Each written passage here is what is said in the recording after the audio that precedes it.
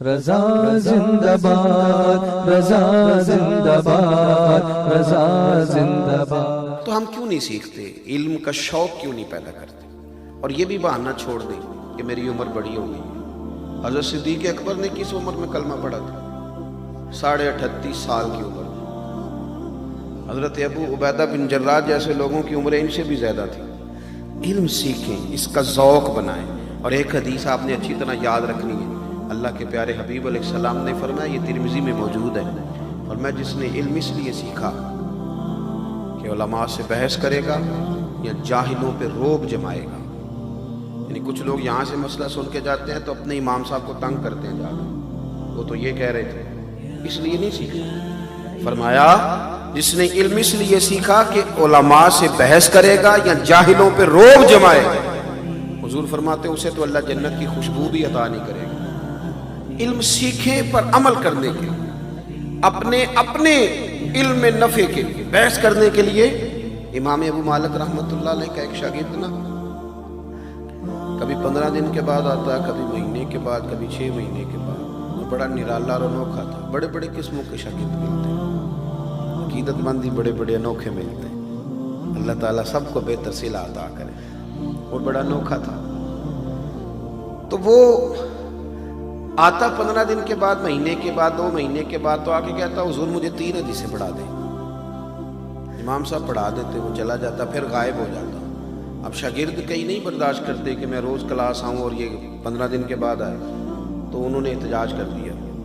وہ ایک دن آیا تو رستہ روک کے کھڑے ہو گئے، کہنے لگے صاحب پہلے تو آپ یہ بتائیں کہ آپ آتے مرضی سے ہیں؟ کبھی 15 دن غائب تو کبھی 2 مہینے غائب اور کبھی 6 ماہ غائب، اور آتے ہو تو پھر استاذ کو پابند کرتے ہو کہ 3 حدیثیں پڑھائیں، ان کی مرضی 2 پڑھائیں یا 6 پڑھائیں۔ تو یہ آپ بڑے، اس سب نے جب گھیرا ڈالا تو وہ کہنے لگا میرے دوستو تم نے جلدی کی، مجھ سے پوچھ تو لیتے، اور کچھ تو مجبوریاں رہی ہوں گی، یوں ہی کوئی بے وفا نہیں ہوتا۔ پوچھ تو لیتے صاحب، تم نے جلدی سے میرے بارے میں رائے قائم کر لی، پوچھ تو لیتے تو کیا بتاؤ۔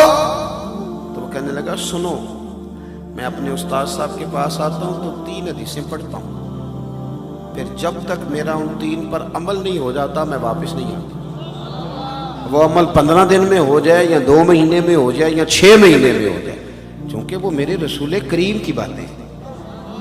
وہ صرف کوئی ایسی بات تو نہیں کہ طوطے کو بات رٹا دی جائے تو وہ بھی بولنے لگے، وہ تو عمل کرنے کے لیے چیزیں۔ تو سیکھ کر کے جاتا ہوں تو عمل کرتا ہوں، اور جب میرا عمل ہو جاتا ہے تو پھر میں حضور استاد جی کی بارگاہ میں دوبارہ آتا ہوں، پھر میں 3 باتیں اور لے جاتا ہوں۔ اپنی زندگی کے لیے میں عمل کا راستہ اختیار کریں۔ ایک پہلو جو بڑا قابل غور ہے، اس پر آپ کی توجہ دلا کے بات سمیٹوں گا۔ علم کی بات جب بھی سیکھیں اور جب بھی سکھائیں تو اس کے جہاں بھی آپ کو قرآن مجید میں علم ملے گا نا، ساتھ حکمت کے لفظ بھی ملے گا۔ یعلمکم الکتاب والحکمہ ادعو الی سبیل ربک بالحکمہ۔ دانائی اور حکمت یہ خوبصورتی ہے۔ ہمارا انداز کئی دفعہ اتنا جارحانہ ہوتا ہے کہ اس سے نفرت انگیزی تو پیدا ہو سکتی ہے، لیکن علم آگے نہیں بڑھتا۔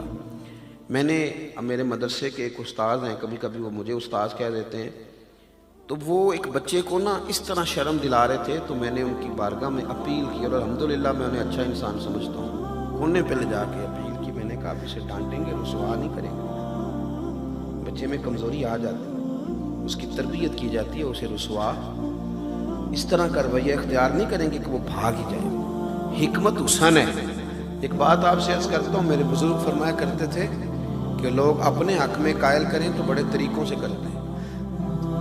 50,000 روپے کی ضرورت پڑ گئی تو کسی کو فون کیا، بھائی جان کدھر ہو؟ اس نے کہا حکم کرے، کہتا نہیں ٹیلی فون والی بات نہیں، ملے گا کہاں؟ شام کو ملوں گا، تو پہنچ گئے اسے، پھر جاتے ہی نہیں کہا 50,000 دینا، یہ نہیں کہا، پہلے منت کی کہ بڑا مجبور ہوں اور سب سے پوچھ بیٹھا ہوں، تیرے سوا میری داد رسی کرے گا بھی کوئی نہیں، اور اس درد سے روئے کہ گویا رو ہی پڑے، اور پھر پوری منت کی، اسے وعدہ کیا کہ وقت پہ دے بھی دوں گا۔ اپنے حق میں قائل کرنا تھا نا، تو 100 طریقے آتے تھے، اور جب رب رسول کے حق میں قائل کرنا تھا پھر انداز جارحانہ، پھر لبو لہجہ اس طرح کہا کہ پڑھنا ہے تو پڑھو، نہیں پڑھنا تو موج کرو۔